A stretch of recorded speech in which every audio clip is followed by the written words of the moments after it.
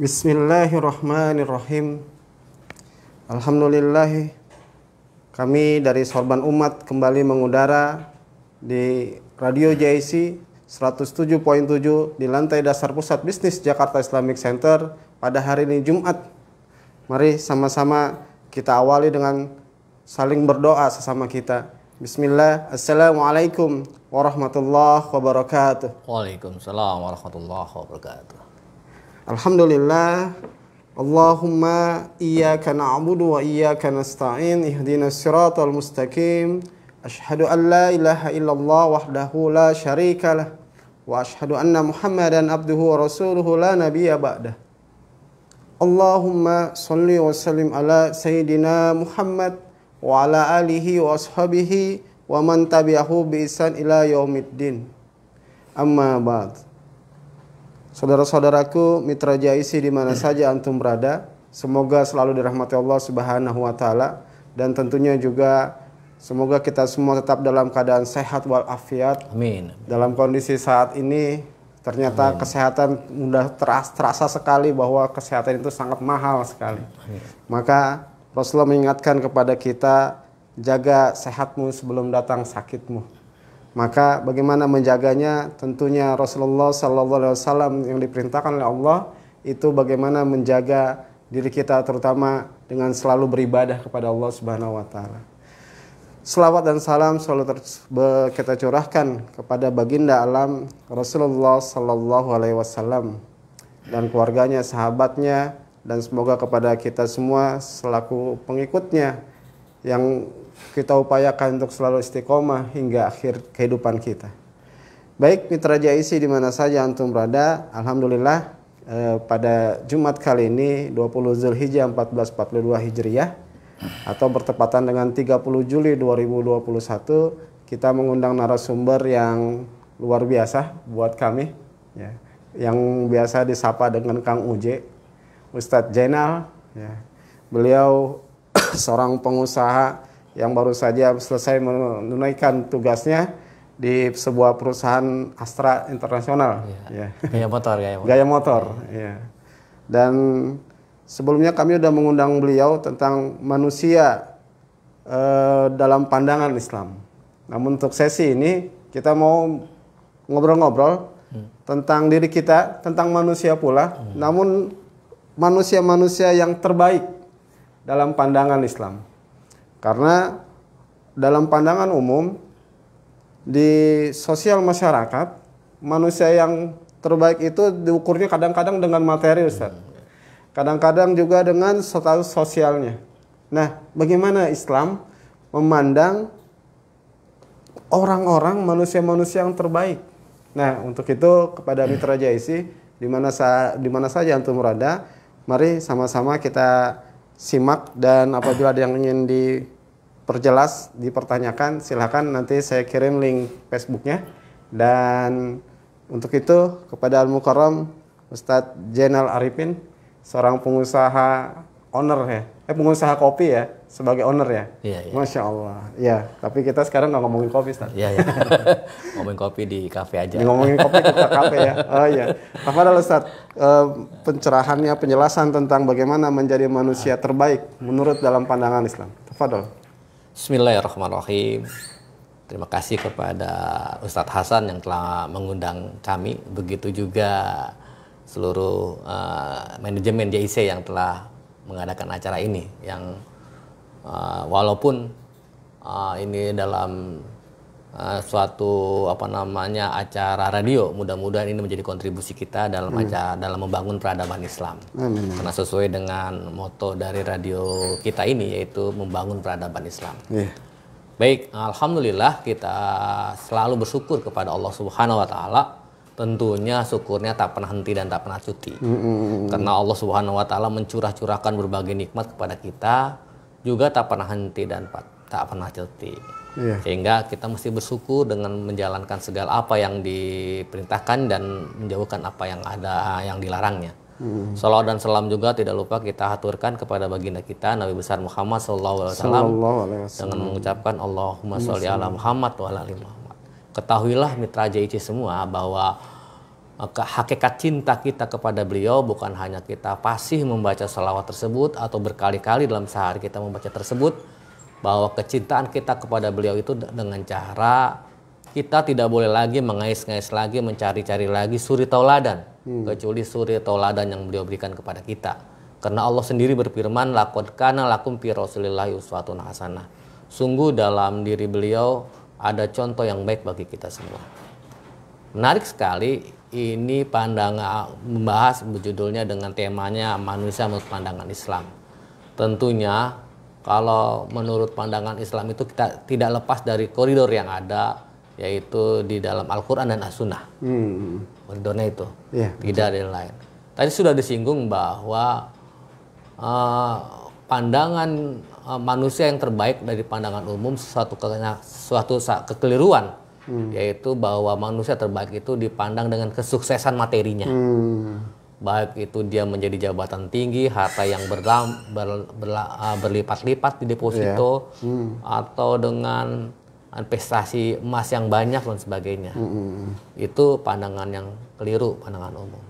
Tapi menurut pandangan Islam, itu kita lihat di dalam surat Al-Imran ayat 110.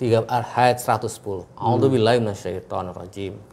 Kuntum khairal ummat ukhrijat linnas ta'muruna bil ma'ruf wa tanhauna 'anil munkar wa tu'minuna billah. Sungguh kalian itu adalah manusia yang terbaik yang telah aku ciptakan kepada Allah. Tentunya pekerjaan manusia yang terbaik itu bukan nggak dipandang dari sisi materi di dalam ayat tersebut, tapi manusia terbaik itu adalah yang ta'muruna bil ma'ruf, yaitu selalu mendengungkan atau mengajak ke dalam kebajikan. Wa tanhauna 'anil munkar, dan selalu mengajak melarang orang untuk mencegah kemungkaran. Dan landasannya adalah itu wa tu'minuna billah, dan beriman kepada Allah. Mengajak kebaikan dan mencegah keburukan kalau tidak dilandasi dengan tu'minuna billah, beriman kepada Allah, maka itu sia-sia, tidak bernilai. Itu ada di dalam Al-Quran.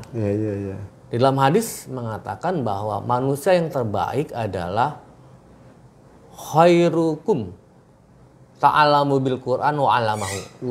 Yaitu sebaik-baik kalian adalah yang belajar Quran dan mengamalkannya. Artinya yang mendakwakannya Al-Quran tersebut. Itu menurut hadis. Ada lagi hadis yang kedua bahwa khairun nas, sebaik-baiknya manusia adalah man yanfa'un nas, siapa yang berguna bagi manusia. Itu menurut hadis yang ketiga. Ada hadis yang nomor 3, yang ketiga adalah itu artinya bahwa aku adalah yang terbaik di dalam keluargaku, gitu kan. Wa ana khairu li ahlihi, dan saya adalah yang terbaik dalam keluarganya. Artinya manusia yang terbaik dari tingkatan itu, pertama dia juga terbaik dari sisi keluarganya dulu, baru dia meningkat kepada menjadi yang terbaik ke masyarakat dan pada umumnya manusia. Itu menurut hadis dan Al-Quran. Demikian, mungkin nanti bisa ditambah dalam diskusi-diskusi yang berikutnya. Siap. Ya, demikian.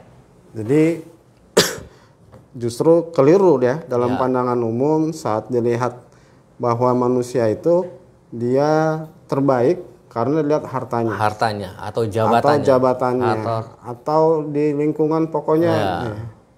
Padahal di hadapan Allah yang terbaik buat adalah dia mengajak manusia dari keburukan kepada kebaikan, dilandasi dengan keimanan. Yang tadi Ustadz bacakan Quran surat Al-Imran ayat 110. Ya. Nah, namun gimana merealisasikannya itu, Ustadz? Sebab kan kita juga mau ngasih tahu ke orang, kadang-kadang ada orang yang kayaknya dia lebih tahu tuh. Kita mau ngasih tahu, dia kan udah kayaknya, jadi mau ngasih taunya gimana gitu ya, biar kita juga menjadi orang terbaik dengan tadi landasan iman, ta'muruna bil ma'ruf wa tanhauna 'anil munkar. Juga bagaimana Rasulullah sampaikan dengan mengajarkan Quran, belajar Quran dan mengajarkannya dan mendakwahinya. Tadi yang Ustadz sampaikan, namun realisasiannya paling nggak yang sederhana buat kita ini Ustaz, terutama buat saya, buat keluarga, gimana? Sangat sederhana sebenarnya. Ada suatu kisah di zaman tabi'in itu, tatkala ada seorang ulama yang itikaf, memang itikaf, itu muridnya, murid dari seorang guru ya, dia itikaf, cuma dilarang oleh gurunya, karena gurunya mau kalau dalam versi sekarang mau bagi-bagi keberkahan dalam Jumat berkah misalkan begitu, beserta murid yang lain. Ditanya siapa murid yang satu lagi, nggak, dia lagi mau itikaf. Maka suruh panggil dia begitu kan. Diterangkan bahwa kita berguna bagi seseorang satu hari aja itu lebih baik dari 30 hari kita itikaf di masjid. Begitu. Saat beritikaf Iya, saat beritikaf. Kita kan itikafnya juga nggak sesuai dengan yang dicontohkan. Itikaf kita mungkin kebanyakan satu malam di masjid, besok pulang gitu kan. Nggak 10 hari terakhir. Kalau sahabat-sahabat dan tabi'in itu 10 hari. Itu kalau kita melakukan kebaikan apa aja yang berguna bagi masyarakat, itu sama dengan kita itikaf selama 30 hari. Full gitu. Contoh misalkan, sekarang kan lagi tren nih bagi-bagi sembako, bagi-bagi berkah Jumat karena kondisi pandemi gini kan. Iya. Itu kalau kita lakukan bersama-sama, baik dengan yayasan dan lain sebagainya, apalagi yayasan umatan wasaton ya, setelah ada lembaga sosialnya, itu sangat bermanfaat dan nilainya lebih dari ibadah itikaf selama 30 hari. Iya. Berarti yang amalan di antara amalan-amalan yang mesti kita tunaikan yang lebih baik adalah amalan yang bermanfaat buat orang lain. Seperti tadi Ustadz contohkan, memberi makan, terus juga bersilaturahim juga ya. Nah, saya juga tadi sempat dengerin Ustadz, Nabi Musa alaihissalam diberitahukan tentang amalan yang terbaik. Apakah sholat untuk dirimu? Iya. Apakah puasa untuk dirimu? Ternyata salah satunya ada yang terbaik, bersedekah. Ya. Nah, kenapa? Karena sedekah itu dapat dirasakan langsung juga manfaatnya buat orang lain. Sendiri. Masya Allah. Itulah yang kelanjutan cerita bahwa diterangkan si murid itu bahwa kamu beribadah itikaf 30 hari itu buat kamu, ya kan? Buat kamu sendiri. Tapi kita melakukan kebaikan kepada orang lain satu hari bukan untuk kita tapi untuk orang lain. Baru dia sadar, dapat ilmu, dari keterangan dari gurunya tersebut. Jadi kita itu seakan-akan terjebak kepada kesolehan individual daripada kesolehan sosial. Padahal kesolehan sosial itu lebih berharga daripada kesolehan individual begitu. Jadi harus juga soleh juga gitu kepada sosial dan lain sebagainya. Karena kan orang itu kalau ibarat pepatah, kalau gajah mati meninggalkan gading gitu. Ya, tapi orang meninggal itu meninggalkan kebaikan-kebaikan. Tentunya yang dilihat itu kebaikan kepada orang lain, bukan kebaikan untuk diri sendiri. Itu aja. Ya, jadi nah, di antara saat kita memberikan kebaikan kepada orang lain, tadi Ustadz sampaikan Rasulullah dalam sabdanya, sebaik-baik kalian adalah yang belajar Quran dan mengajarkannya serta mendakwahkannya. Berarti apakah ngaji itu atau ikut pengajian itu juga terbaik gitu? Salah satu proses untuk menjadi orang yang terbaik. Ya, gitu kan. Karena kan kalau kemarin kita bahas, kalau kita membuat produk itu pasti mengeluarkan blueprint-nya ya. Nah, kalau manusia kan diciptakan oleh Allah dan blueprint-nya itu ada di Al-Quran dan As-Sunnah gitu. Ya, salah satu menjadi yang sesuai dengan apa yang Allah ciptakan, ya kan? Maka kita harus sesuai dengan Al-Quran dan Sunnah. Dan manusia yang terbaik adalah yang belajar Al-Quran dan mengamalkannya, teman-teman. Ya, baik. Namun ternyata itu kadang Ustaz ada jadi bahan omongan, dia mah biar mau begini, dia mah gitu. Ya. Ada aja gitu saat ingin berbuat baik, dia mah artinya berarti saat berbuat itu adakah tantangan-tantangan yang harus dihadapi gitu? Ya ada, itu sudah sunatullah. Sunnatullah. Apa sih ada tantangannya? Artinya memang sudah kepastian ya, harus ya. Rasulullah juga banyak tantangannya. Keberhasilan dakwah Rasulullah itu bukan keberhasilan dakwah di mimbar, tapi keberhasilan dakwah dengan silaturahim, dakwah bilhal. Dan itu banyak tantangannya.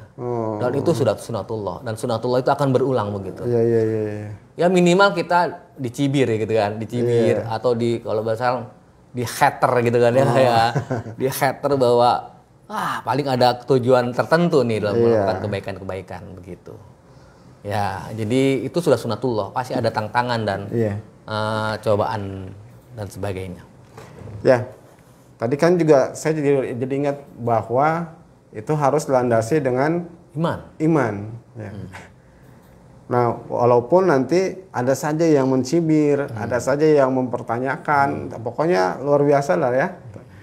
Nah, untuk itu bagaimana biar saat kita menjalankannya itu nggak penuh dengan ketenangan gitu.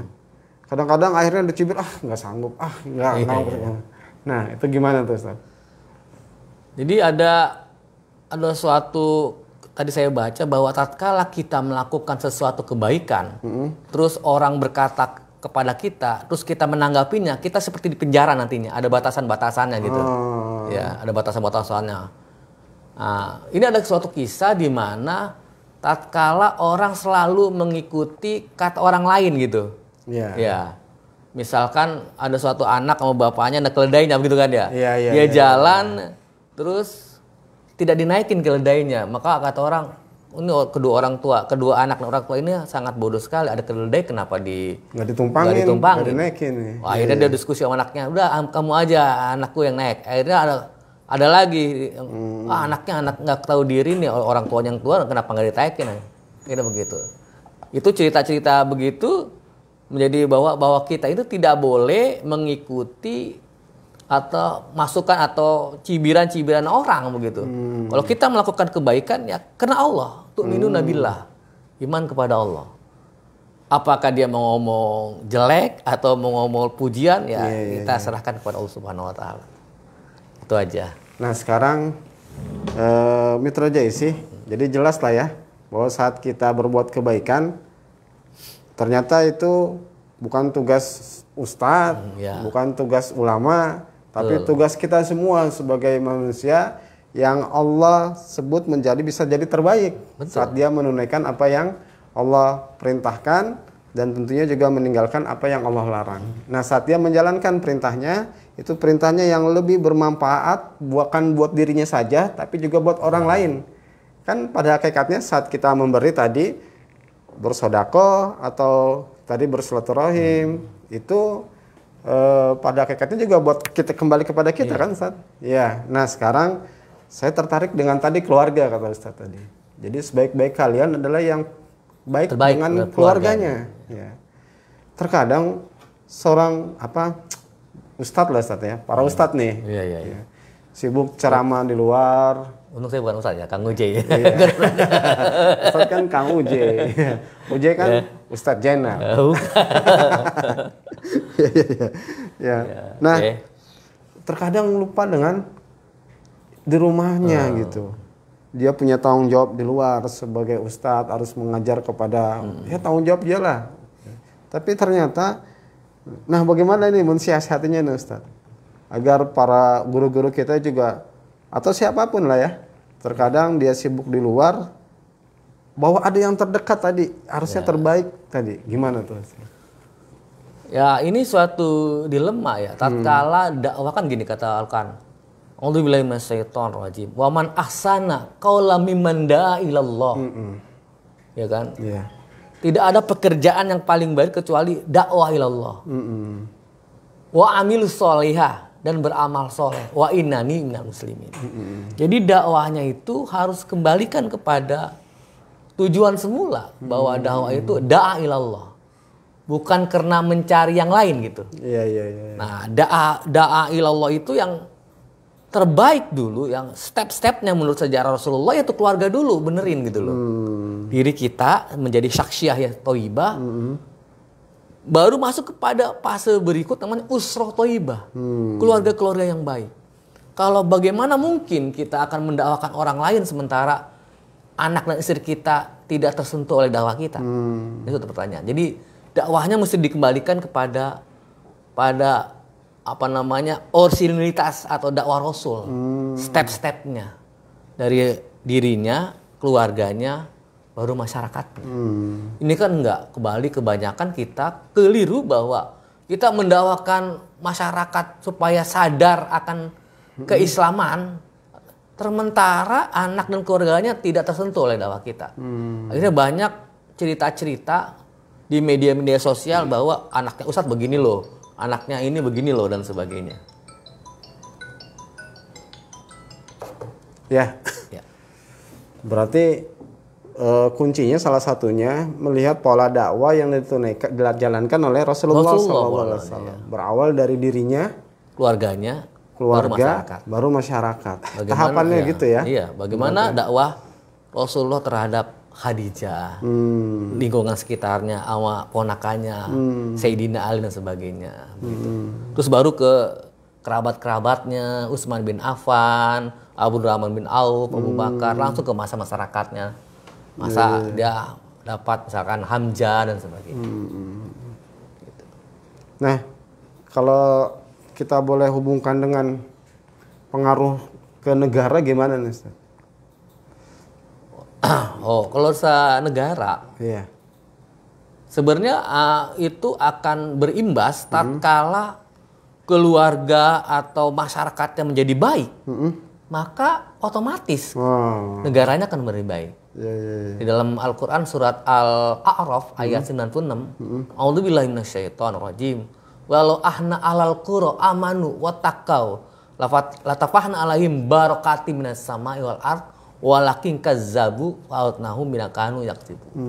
Jikalau kalian penduduk atau suatu masyarakat negeri iya, itu beriman dan bertakwa kepada Allah, maka akan kami turunkan keberkahan dari langit dan dari bumi.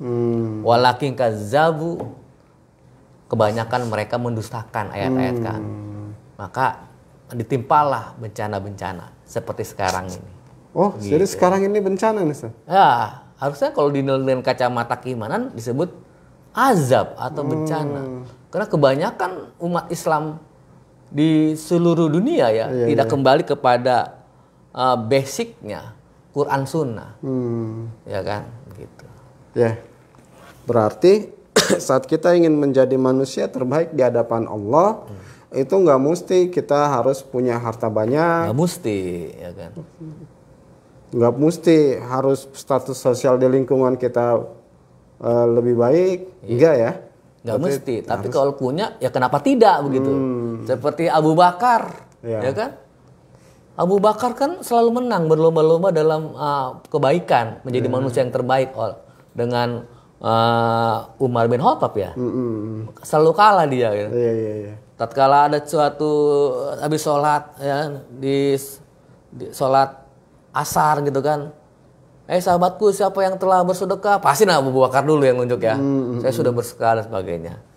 Jadi saya emang nggak melulu bahwa kita menjadikan yang terbaik itu menjadi harta, tapi kenapa tidak kalau kita menjadi orang kaya, terus punya jabatan, terus punya pengaruh di luar, kenapa tidak digunakan menjadi manusia yang terbaik menurut Al-Quran dan As-Sunnah? Ya, berarti keberadaan kita dimanapun, kondisi apapun itu haruslah berguna untuk kepentingan Islam, untuk kepentingan manusia, masyarakat. Bukan Islam aja. Islam bukan Islam saja, masyarakat semua ya. Wa ma arsalnaka ila rahmatan lil alamin. Iya. Jadi kepentingan alam semesta. Kalau kita menjadi manusia yang terbaik menurut pandangan Islam, kita pasti berbaik kepada akhlak Allah sebagai horizontal, akhlak Allah sebagai vertikal, dan akhlak sebagai horizontal kepada masyarakat. Yang kiri kanan kepada masyarakat manusia, kiri kepada tumbuh-tumbuhan dan sebagainya. Itulah yang disebut dengan rahmatan lil alamin gitu. Iya. Gitu. Jadi saya teringat dengan cerita kawan saya nih, Ustaz. Dia ceritakan bagaimana kisah Abu Bakar tadi yang Ustaz sampaikan. Abu Bakar As-Siddiq radhiyallahu an, yang dia saat sudah menggantikan Rasulullah, dia sebagai khalifah itu sudah menjalankan apa yang Rasulullah jalankan, dia ikuti semua. Tapi dia belum merasanya kayaknya ada yang kurang enggaknya, akhirnya dia tanya kepada anaknya Aisyah, dulunya istri Rasulullah. Adakah amalan yang belum aku jalankan, belum aku tunaikan, yang itu pernah Rasulullah jalankan? Ada.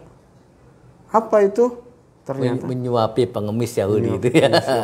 Padahal dia Yahudi. Yang saat disuapin juga dia selalu memaki. Ya. Tapi dia pun Rasulullah tidak pernah bercerita-cerita lagi ya. Jadi kan yang tahu hanya keluarga terdekatnya, istri-istrinya gitu. Ya. Maka tadi Ustaz sampaikan rahmatan lil alamin. Ya.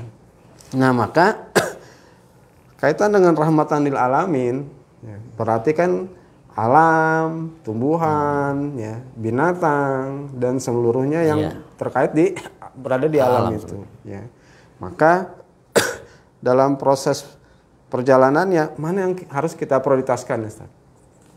Oh gitu. Dan di antara yang ada ini kan kita maunya yang mana dulu nih? Tadi kan ke pribadi, nah pribadinya apa dulu? Terus ke keluarga, bentuknya gimana terhadap keluarga? Karena ada juga yang saat ngasih nafkah udah merasa selesai tanggung jawabnya Ustaz, sebagai kepala rumah tangga. Ya, gimana nih Ustaz? Jadi dalam proses itu. Nah, prioritas kita itu untuk menjadi manusia yang terbaik itu adalah yang pertama kita kepada Allah dulu. Kita yang terbaik Pak, akhlak Allah kita sesuai Allah. Ya. Baru yang kedua stepnya kepada keluarga kita gitu kan. Keluarga kita menjadi berakhlak yang baik, menjadi manusia-manusia yang terbaik menurut Al-Quran dan Sunnah, ya kan. Anak-anaknya rajin ke musola, ke masjid, istrinya berjilbab syar'i dan sebagainya. Emang ada jilbab nggak syar'i? Ada. Ya ada jilbab nggak syar'i ya kan. Kalau istilah di sana jilbab, di luar itu jilbab lontong dan sebagainya. Gitu kan. Jilbab sakaratul maut ya, atau jilbab sakaratul maut digulung-gulung sampai leher gitu kan. Itu udah begitu stepnya. Jadi ada diatur dengan pola-pola Rasulullah dalam menjadi manusia yang terbaik. Jadi gitu. Pertama kita kepada Allah. Kepada gitu Allah dulu. Bagaimana kita menjadi terbaik? Tentunya kepada Allah itu ubudiyahnya. Dan ubudiyah yang paling tidak ada bagi laki-laki, tidak ada rukhsahnya adalah as-sholat. Ya kan? Baik itu dia sakit, dia tidak sakit, dia kaya, dia miskin, dia sholat. Untuk laki-laki nggak ada rukhsahnya. Jadi itulah tata cara kita bagaimana kita perbaiki dulu kepada Allah, hubungan kita kepada Allah. Tatkala kita baik terhadap hubungan kita kepada Allah, dan Allah akan dengan kekuasaan menjadi baik hubungan kita kepada yang sesama manusia, bahkan kepada seluruh alam semesta. Mana mungkin kita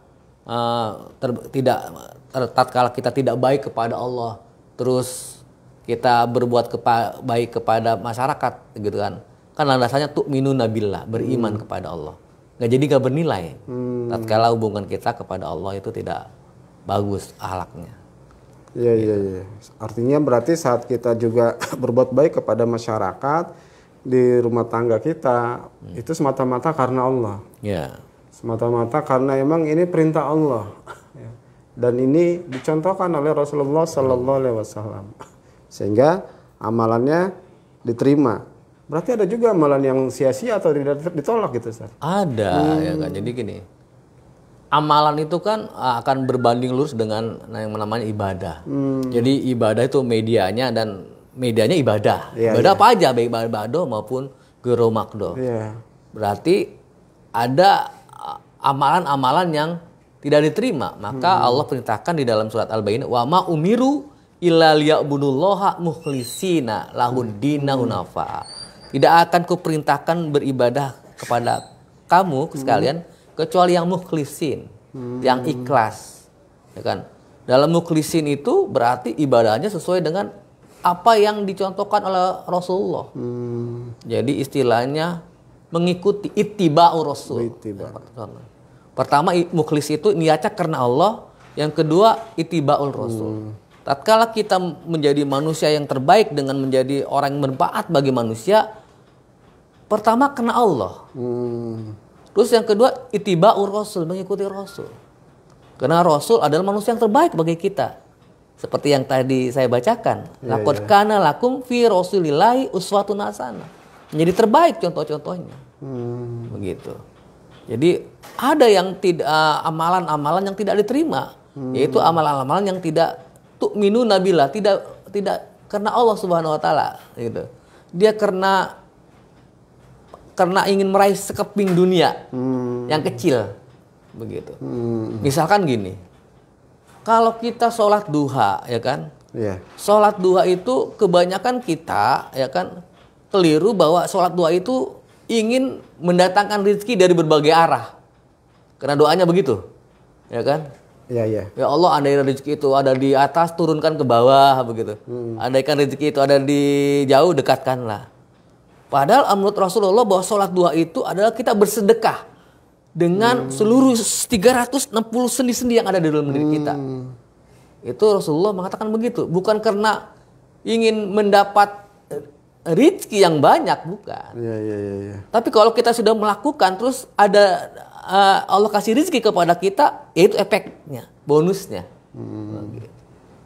Ya. Iya. Jadi ada amalan yang tidak diterima. Karena amalan yang tidak diterima, amalan salah, bukan amalan amilus soleh, ya kan? Berarti amalan yang salah, ya kan?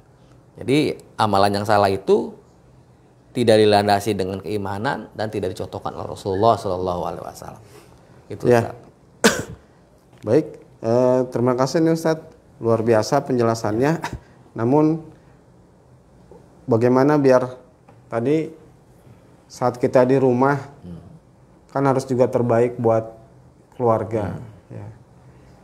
Gimana kalau istri atau anak kita yang terutama yang perempuan, dia kan ada kewajiban tadi kata Ustadz harus menutupi aurat dengan jilbab syar'i.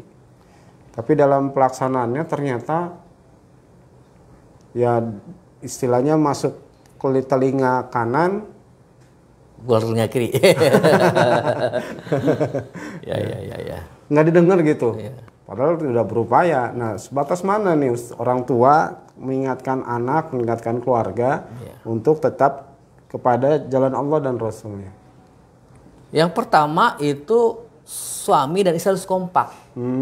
Kompak dalam sama-sama satu pendapat bahwa kita ingin menjalankan apa yang diatur oleh Allah dan Rasulnya, menjalankan syariat Islam. Satu visi gitu. Satu visi dan misi. Sehingga kita tidak berdebat di depan anak sehingga dia bingung mau ngikutin yang mana gitu. Itu aja.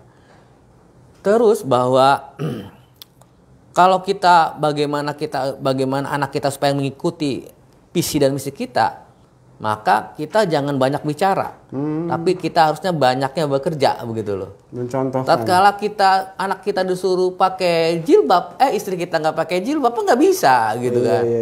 Tatkala kita misalkan menyuruh anak kita sholat subuh di masjid, kita sholat subuhnya di rumah.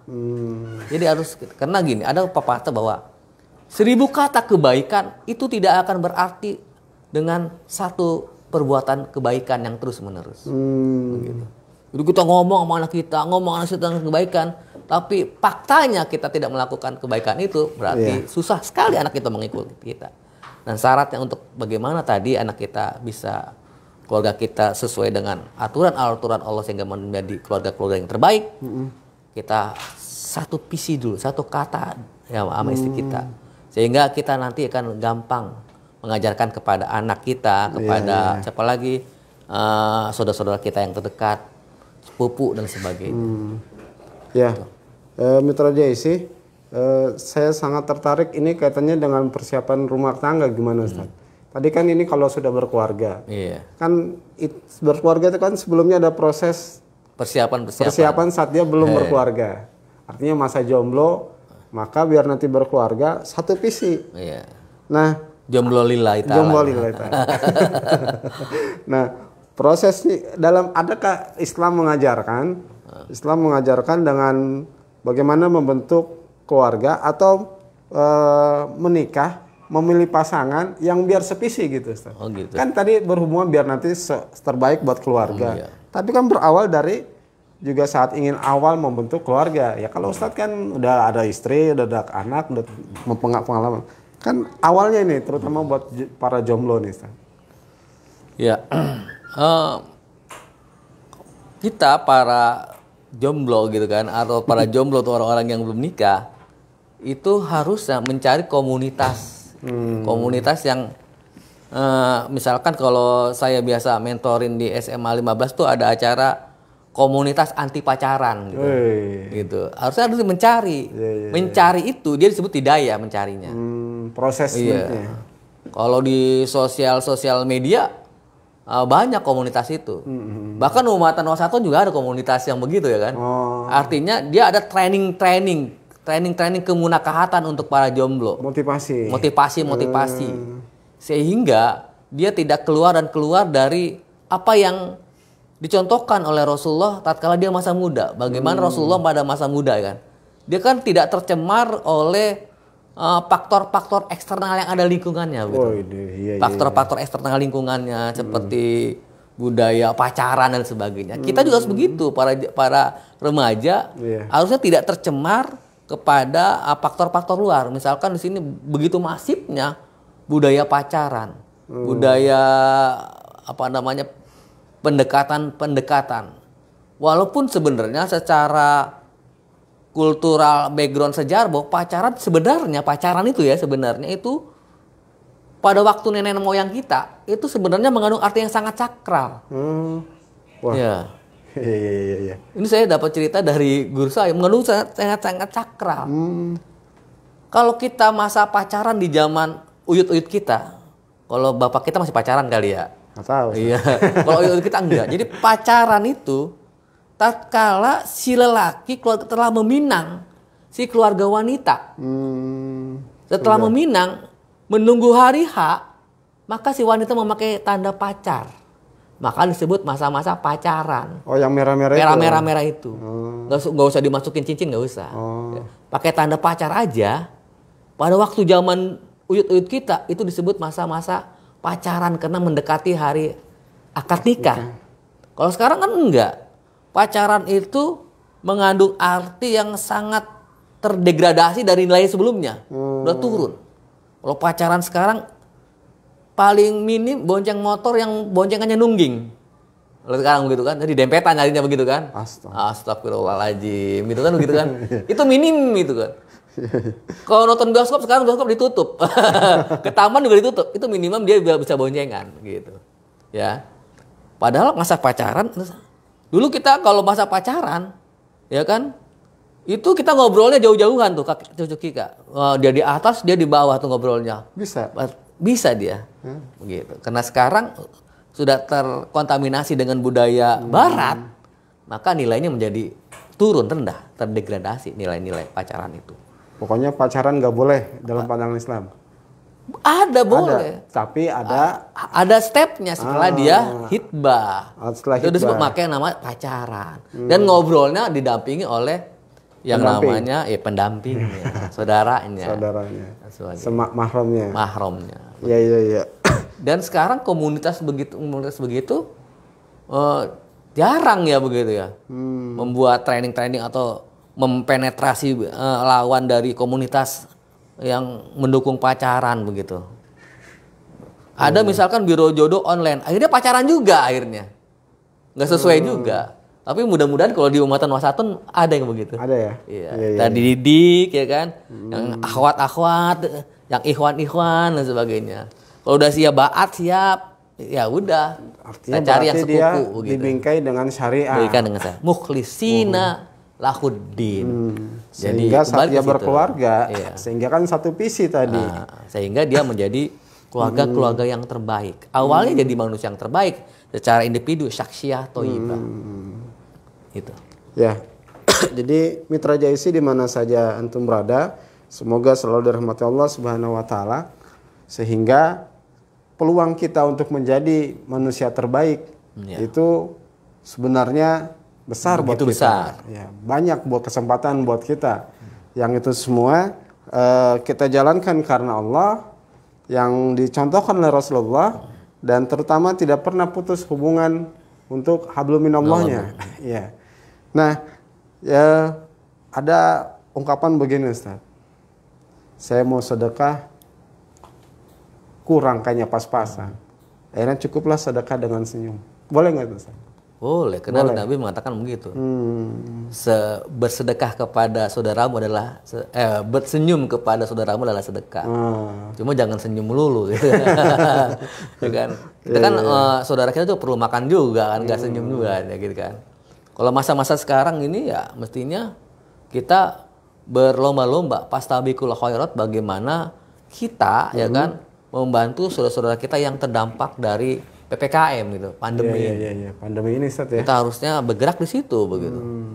Membantu saudara-saudara kita yang isolasi mandiri, isoman dan sebagainya. Berarti dari Yayasan Ummatan Wasatan atau Ustaz sendiri memobilisasi mengajak siapapun untuk bagi yang mampu tentunya. Ya. Tentunya mampu keimanannya, karena ada juga Ustaz yang orang mampu hartanya, imannya tidak menopang, akhirnya terasa berat banget. Ya. Jadi ada tuh Ustaz cerita, ada orang datang pengemis, maaf gitu. Padahal rumahnya besar, mobilnya ada, selalu maaf. Iya. Nggak tahu pengemisnya di kampung rumahnya lebih besar lagi. Tapi ada lagi cepat. Akhirnya depan rumahnya itu ada anak muda kumpul-kumpul. Wih, kasihan tuh orang itu. Kenapa? Lihat nanti kalau ada pengemis. Dia minta maaf. Berarti kan dia lagi sulit. Nah, anak muda itu mengumpulkan ke masyarakat, ngumpulin uang, bantuan buat orang kaya itu. Kumpulan anak muda itu datang. Pak Haji, Bu Haji ini apa ini dari masyarakat? Kami lihat Pak Haji kayaknya lagi susah. Oh, enak aja. Ya. Anekdot ya. Anekdot ya. Ya, jadi ternyata di Ummatan Wasatan Ustadz juga di lingkungan Ustadz, mungkin Ustadz juga memobilisasi agar saudara-saudara kita yang terkena dampak daripada PPKM ini itu biar juga dia merasa terbantukan gitu Ustadz ya. Dengan cara apa tuh gitu Ustadz? Nah, kita berdonasi, teman-teman kita yang agnia, kita berdonasi, kita pastabiqul khairat, ta'awun 'alal birri wa taqwa, sehingga teman-teman kita misalkan di lingkungan sekitar yayasan terbantukan dengan kehadiran kita, sehingga kita sebagai pribadi atau kita sebagai anggota yayasan itu berguna bagi masyarakat, sehingga kita menjadi manusia yang terbaik. Kan salah satu contohnya adalah parameter berguna bagi masyarakat sekitarnya, bukan masyarakat Islam, juga masyarakat di luar Islam pun tatkala dia terdampak kita bantu. Siapapun ya. Gitu. Iya. Nah, baik Mitra Jaisi, di mana saja antum berada, bahwa setiap kita, siapapun ya, saat dia merasakan betul, menyadari bahwa dirinya seorang mukmin, maka harus berguna buat masyarakat di sekitarnya. Ya. Nah, maka kemampuan yang kita miliki harus benar-benar bisa tersalurkan dengan baik. Ya. Nah, terkadang gini Ustadz, kalau kita bicara pribadi kayaknya kurang, maka perlukah harus ada komunitas? Gitu. Sangat perlu banget, karena gini, kalau kita sendiri itu kecil gitu kan nilainya. Kalau kita sendiri misalkan 1000K itu kan kecil gitu kan. Kalau dia banyak-banyak kan jadi banyak tuh nilainya gitu. Betul. Jadi dalam sholat aja. Kalau sendiri kan nilainya cuma 1 derajat dibandingkan dengan sholat berjamaah 27 derajat. Itu dalam sholat. Apalagi misalkan dalam hal bagaimana kita bermanfaat bagi yang lain. Tentunya harusnya berjamaah. Gitu. Ayat yang tadi 110 itu kelanjutannya pasti ayat tentang wasta'inu bisabri washolat, terus ada tolong menolong dan sebagainya. Tentang dan berjamaah tolong-tolongnya. Wala tafarraqu. Aktasimu bihablillahi jami'a wala tafarraqu. Itu lanjutan dari ayat tersebut, Bang. Sebelumnya ya. Iya. Ya, jadi di kalangan kita itu diperlukan komunitas untuk mengadakan hal seperti itu. Ya. Namun lagi-lagi terkadang ada saja Ustadz yang bahasanya kayaknya nggak enak gitu. Ya. Hadapin saja gitu. Hadapin aja. Jalankan saja. Aja terus ya kan. Konsistensi itu lebih penting. Jadi jangan karena sesuatu omongan jadi mundur dan sebagainya. Biarkan aja. Nanti juga dalam baca kita sejarah yang menilai apakah kita itu menjadi manusia yang terbaik dengan menjalankan kita bermanfaat atau menjadi manusia yang terpuruk dengan diem aja begitu. Tapi kalau dilihat Rasulullah gimana tuh Ustaz? Apakah juga Rasulullah menerima? Ya, menerima kayak Iya. gitu. Oh. Jangankan Rasulullah, nabi-nabi juga begitu dalam mendakwah kebaikan. Wah, kamu mah misalkan nabi yang miskin ya, ada ya nabi yang miskin misalnya, wah kamu mendakwakan tauhid atau mendakwakan kebaikan, pengen menjadi orang kaya dan sebagainya. Gitu. Bahkan Rasulullah juga pernah ditawarkan. Tatkala dakwahnya mulai mulai melebar, akhirnya ketakutan tokoh Quraisy, maka menawarkan kepada pamannya, Abu Thalib, sepupumu itu Muhammad, kalau ingin menjadi orang kaya, maka saya kumpulkan seluruh harta orang Quraisy menjadi dia yang terbanyak dan dia menjadi orang yang terkaya. Kalau nggak begitu, kalau dia mau menjadi raja, maka saya akan angkat menjadi raja. Atau kalau pengen mempunyai istri yang cantik di antara istri kita, gitu kan? Saya akan ikut, saya bikin perlombaan tercantik bagi perempuan tercantik di suku Quraisy yang menang dikasih Rasulullah. Tapi Rasulullah apa? Andai kata engkau bisa, ya kan, menaruh bulan di tangan kiriku dan matahari di tangan kananku untuk saya berhenti untuk mendakwah kebaikan, itu tidak akan pernah terjadi. Jadi jalan terus. Dan dia nggak mungkin kan bisa menaruh tangan kiri dan nggak bisa. Makanya dia jalan terus Rasulullah. Artinya nggak bakal mungkin gitu ya. Nggak bakal mungkin gitu. Apapun yang mereka tawarkan, mereka cibirkan, siapapun jalankan saja. Maka wajar Rasulullah juga pernah dibilang majnun gitu saja. Betul. Masya Allah. Ya. Nah, baik. Mitra JIC di mana saja antum berada, mari kita bisa menarik kesimpulan buat diri kita bahwa setiap diri kita harus bermanfaat buat orang lain. Ya. Apapun yang bisa kita berikan, kita berikan. Dan yang terbaik tadi adalah belajar Quran dan mengajarkannya dan mengamalkannya. Ya. Maka berarti ada proses ta'alum, ada proses belajar mengajar. Ya. Nah, saat kita belajar mengajar, berarti itu seperti pengajian-pengajian yang pada umumnya gimana Ustaz ya? Ya, harusnya ditingkatin ya. Karena gini, kalau pengajian umum kan sebenarnya bukan ta'lim. Karena tablik dia. Oh, tablik. Beda dengan ta'lim. Kalau ada beberapa fase tingkat pertama tablik itu cuma nggak ada nggak ada hubungan yang lebih antara ustadz dengan audiensnya. Nggak ada, atau dengan objek dakwahnya nggak ada kalau tablik. Dia mau menjalankan setelah dia tablik terserah nggak ada. Tapi kalau ta'lim itu sudah ada hubungannya, sudah ada alat kontrolnya sama ustadznya. Kamu sholat nggak hari ini subuh gitu kan? Itu namanya ta'lim namanya. Dan kesalahkaprahan kita semuanya disebut majlis ta'lim, padahal dia majlis tablik dan sebagainya. Gitu. Kalau ta'lim itu pasti nulis. Kayak kajian-kajian. Kayak kajian-kajian ya, pasti nulis dia, ada bukunya. Terus ada alat kontrolnya. Kajian-kajian di luar juga ditulis juga. Cuma alat kontrolnya apa? Segitu banyak orang, ya kan, menulis kajian-kajiannya, terus alat kontrolnya apakah kajiannya itu dilaksanakan? Enggak juga, nggak bisa kontrol juga. Biasanya kalau Rasulullah ta'limnya tuh paling banyak 12 orang, liko-liko gitu. Sehingga dia bisa kontrol gitu, ketua majelis ta'limnya, ya kan. Kamu sholat enggak gitu kan, subuh. Jadi hari ini, bukan gitu, hanya sebatas menyampaikan, tapi tadi kata Ustadz, objek dakwahnya, audiensnya itu juga terkontrol amal ibadahnya. Bukan sejauh mana materi yang disampaikan oleh Ustadz tersampaikan, terus diamalkannya. Betul. Masya Allah. Sehingga benar-benar bermanfaat gitu ya. Juga kita juga nggak menafikan yang banyak itu enggak. Dalam proses menjadi Islam kafah itu perlu juga tablik. Gitu, perlu juga. Cuma harus dilaksanakan yang step berikutnya setelah tablik, seterbina, setelah tablik kan cuma mengiklankan keislaman dan sebagainya. Sakopa Islamnya supaya dia ngerti ini gitu. Tatkala dia ngerti ya itulah dia masuk kepada fase berikutnya namanya ta'lim, boleh belajar gitu kan.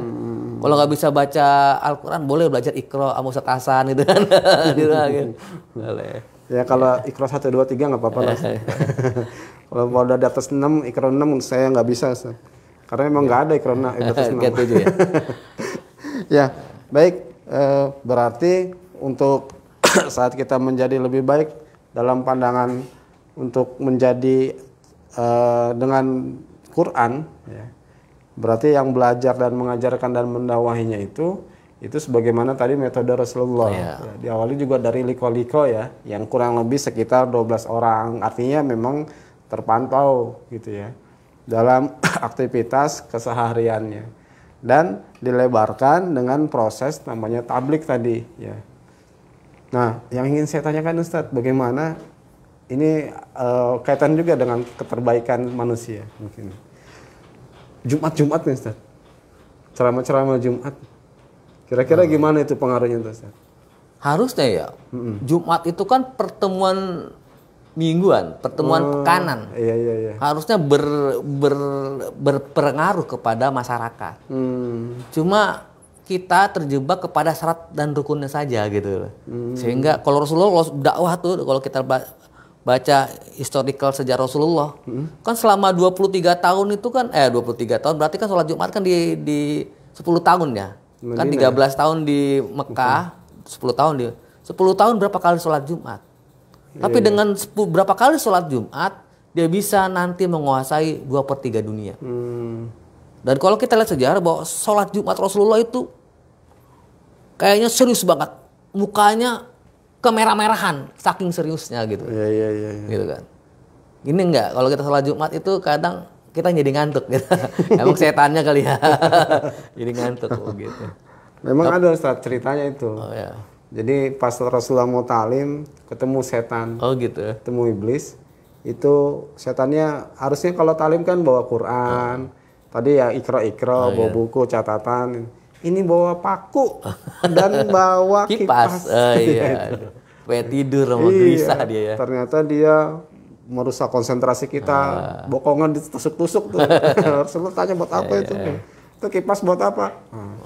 Berarti kalau kita di Jumat atau di majlis talim ngantuk, berarti sadari itu ternyata dikipas-kipasi sama setan. Ya, maka dipersiapkan betul berarti Ustaz ya. Sebelum kita Jumat, boleh nggak ngopi dulu gitu ya? Boleh ya. Cuma sekarang nggak boleh buka kan? Iya. Ya, sebagian ada masjid yang memang mengadakan, ya. Sehingga memang ini terujilah buat kita, gitu. Bahwa walaupun masjid tutup, ada yang tutup, ada juga yang buka, bagaimana kita berupaya untuk tetap menjalankan ibadah. Dan tentunya sesuai dengan menjaga protokol kesehatan buat kita semua. Karena ini sangat penting buat kita semua. Ya, jadi ikhwatul iman rahimakumullah, alhamdulillah di waktu sekarang sudah tinggal 5 menit lagi kita sampai jam 11, karena kita sampai jam 11 aja. Oh gitu. Ada moto yang ingin menjadi manusia yang terbaik. Silakan Ustaz sebagai bahan kesimpulan buat kita semua. Nggak pakai jauh-jauh. Maksudnya iskariman au mutsahidan. Jadi hiduplah mulia dengan Al-Qur'an, au mutsahidan atau mati dalam kesahidan membela Al-Qur'an. Itu moto kita supaya menjadi manusia yang terbaik. Demikian. Ya. Jadi bagaimana menjadi selalu dalam kehidupan kita sampai kematian kita, bahwa kita hidupnya selalu mulia dengan Al-Qur'anul Karim. Artinya menjalankan apa yang diperintahkan Al-Qur'an dan tentunya juga meninggalkan apa yang diperintahkan oleh Al-Qur'an. Inilah yang pernah dilakukan oleh Syed Qutb. Tatkala dia dipenjara dengan ruang 2 kali 1 meter, tapi dia menghasilkan suatu karya yang besar yang sampai hari ini dipakai karyanya, itu tafsir Fi Jilalil Quran. Di dalam mukadimahnya dia mengatakan al hayatu fi jilalil Quran nikmat. Hidup di bawah naungan Quran itu nikmat. Masya Allah. Padahal dia hidupnya nggak nikmat, ya kan? Sengsara kelihatannya. Sengsara, ya kan? Bahkan dia mati di tiang gantungan. Ya kan? Syahid makanya motonya untuk menjadi manusia yang terbaik, sekali lagi, iskariman au mutsahidan. Hidup mulia di bawah bimbingan Al-Quran, naungan Al-Quran, dan mati syahid dalam membela Al-Quran. Ya, baik Mitra Jaisi,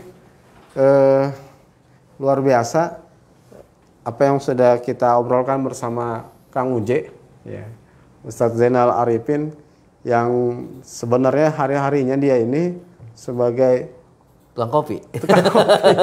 Sekarang tukang kopi, kedai kopi ya. Ya, punya usaha kedai kopi ya di daerah Sungai Bambu sana Ustaz ya. Ya.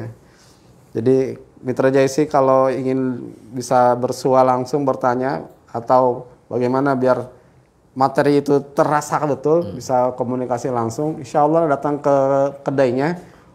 Untuk mungkin buat Mitra JIC diskon atau bisa free nih Ustaz? Bisa, ada kartu anggota, member. Ada sistem member, nanti bisa sambil ngobrol, sambil ngopi, itu rasanya lebih, semakin bisa merasakan gitu Ustaz. Ya, ya baik, Mitra JIC di mana saja antum berada, ini dari Facebook nih Ustaz, banyak yang mengirim-ngirim, dia juga menyimak ya. Namun saya mau bacakan karena waktu kita sudah mendekati jam 11, insya Allah kita cukupkan saja. Maka kami ucapkan terima kasih kepada yang sudah streaming langsung dan komunikasi langsung di streaming Facebook JIC ini. Dan kami ucapkan mohon maaf atas segala kehilapan dan kesalahan kami semua. Ya. Karena kita hanya untuk berupaya menjadi yang terbaik. Ya. Dan tak lepas kita juga ternyata ada saja kekurangan yang mungkin sadar atau tidak sadar harus kita mohon ampun kepada Allah Subhanahu wa taala. Ya, dengan harapan semoga kita semua menjadi orang yang terbaik di dunia dan di akhirat lebih-lebih, karena saat kita berbuat baik hanya karena Allah dan dicontohkan oleh Rasulullah, Allah pun akan memberikan ganjaran yang terbaik buat kita, dibalas langsung di dunia, dan mudah-mudahan juga nanti Allah akan balas di akhirat, yaitu dengan sama-sama dalam surganya. Amin, ya Rabbal alamin. Bukan cuma diri, tentunya juga harus berfaedah, bermanfaat buat keluarga kita dan masyarakat kita. Mari kita cukupkan dengan sama-sama bermunajat, bermohon kepada Allah Subhanahu wa taala dengan doa kafaratul majlis. Subhanaka Allahumma wa bihamdika asyhadu an la ilaha illa anta astaghfiruka wa atubu ilaik. Dari kami yang bertugas, mohon maaf atas segala kekhilafan. Kami ucapkan terima kasih kepada Ustaz Zainal Arifin. Billahi taufik wal hidayah wal afu minkum. Wassalamualaikum warahmatullahi wabarakatuh. Waalaikumsalam warahmatullahi wabarakatuh.